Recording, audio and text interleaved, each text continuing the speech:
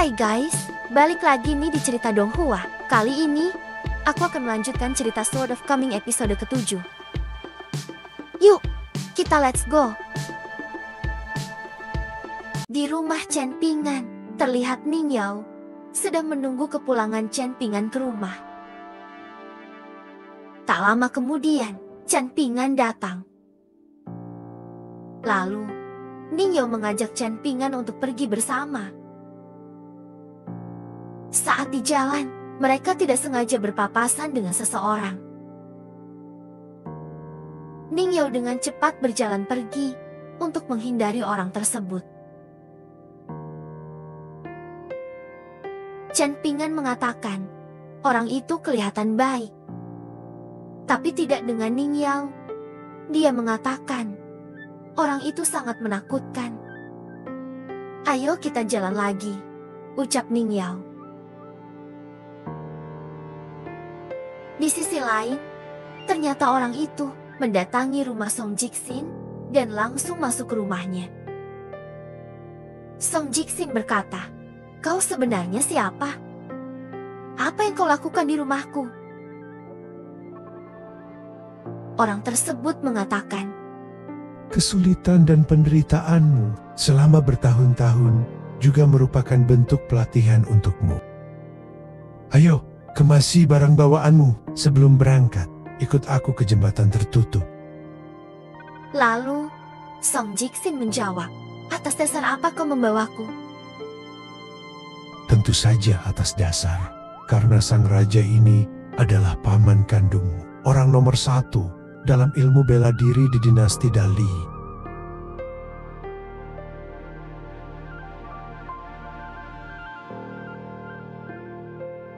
Lalu, kita kembali ke Chen Pingan dan Ning Yao.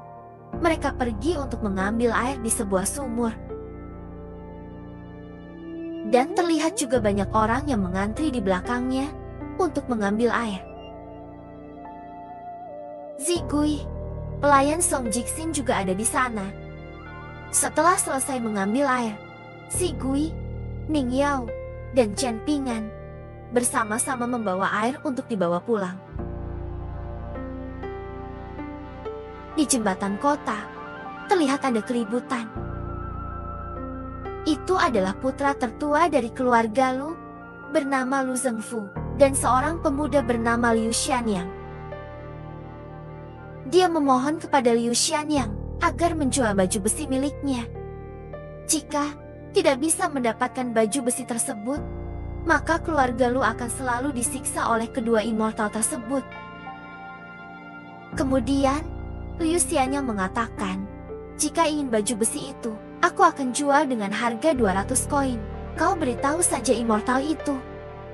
Lalu, Lu Zhengfu pergi untuk menanyakan kepada immortal itu terlebih dahulu. Chen Pingan lalu datang dan menghampiri Liu Xianyang. Dia berkata, "Baju besi yang ditinggalkan oleh keluargamu, mengapa kau ingin menjualnya?" "Jangan khawatir. Aku akan menyembunyikannya di tempat yang aman." Kemudian, Liu Xianyang membawa baju besi itu ke rumah Chen Pingan untuk disembunyikan di sana. Setelah dia menyimpan baju itu di sana, dia pergi ke halaman depan rumah Chen Pingan untuk melihat Zigui. Tanpa dia sadari, ada paman Song Jixin yang berjalan di depannya. Dia mengatakan, "Apakah kau adalah murid dari Lao Yao di Baozi dan bermarga Liu?" Liu Xianyang mengatakan, "Iya, itu aku." "Apakah kau ingin mencoba pergi keluar? Misalnya, bergabung dengan tentara dan bertarung dalam pertempuran. Aku menjamin selama bisa bertahan selama 10 tahun, kau pasti bisa menjadi pejabat tinggi. Bagaimana? Apa kau mau?" Liu Xianyang mengatakan, "Terima kasih atas kebaikannya. Hanya saja dia sudah setuju untuk menjadi murid di toko pandai besi." Paman Song mengatakan, "Baiklah, tidak masalah." Kemudian dia pergi bersama Song Jixin.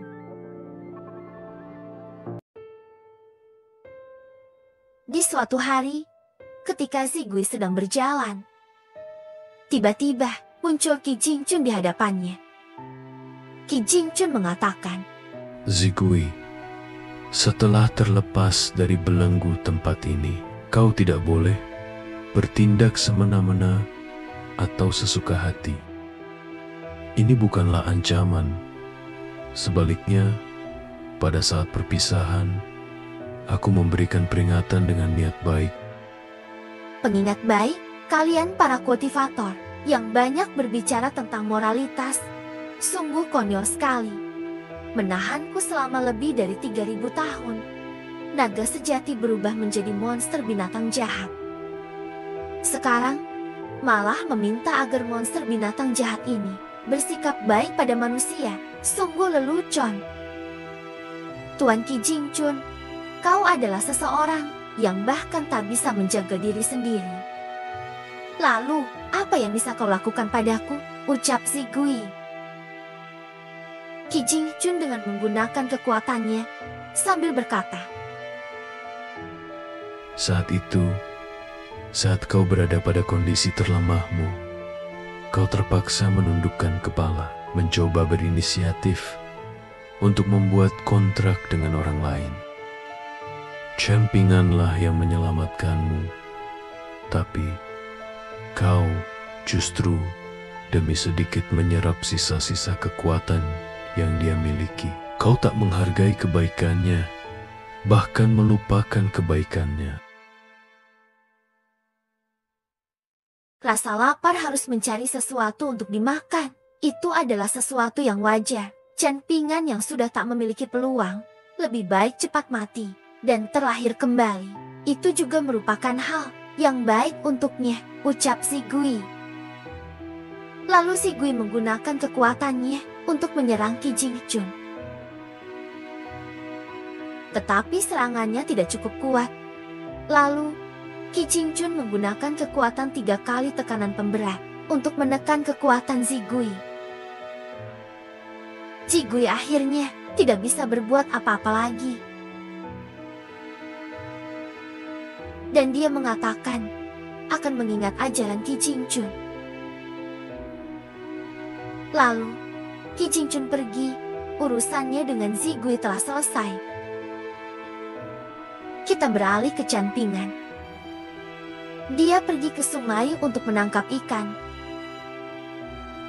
Dan dari kejauhan di jembatan sungai, terlihat Qi Jingchun sedang melihat Chen Pingan. Di atas jembatan itu, ada sebuah pedang yang bercahaya. Lalu cahaya itu berubah menjadi jiwa seseorang, yaitu roh pedang. Qi Jingchun mengatakan kepada roh pedang tersebut sambil melihat ke arah Chen Pingan. Dia adalah pemuda itu. Oke guys, terima kasih yang sudah menonton. Sekian dulu episode ini. Nanti kita lanjut lagi ya.